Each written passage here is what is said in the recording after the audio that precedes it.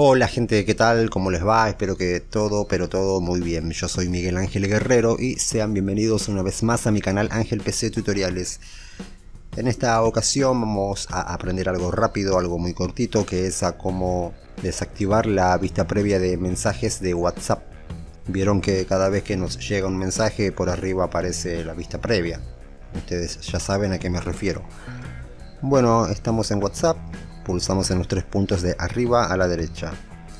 Pulsamos ahí y entramos en ajustes. Suscríbanse a mi canal, no lo olviden, compartan este video, dejen un comentario, un like.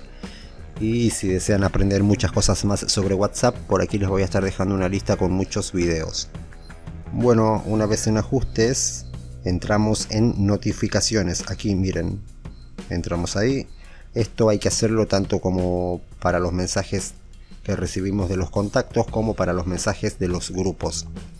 Aquí pueden ver mensajes y aquí está notificaciones en alta prioridad. Mostrar vistas previas de notificaciones en la parte superior de la pantalla. Desactivamos eso. Ahí está, eso es para los mensajes de los contactos. Ahora bajamos un poco y vamos a encontrar las notificaciones de los mensajes de los grupos. Fíjense.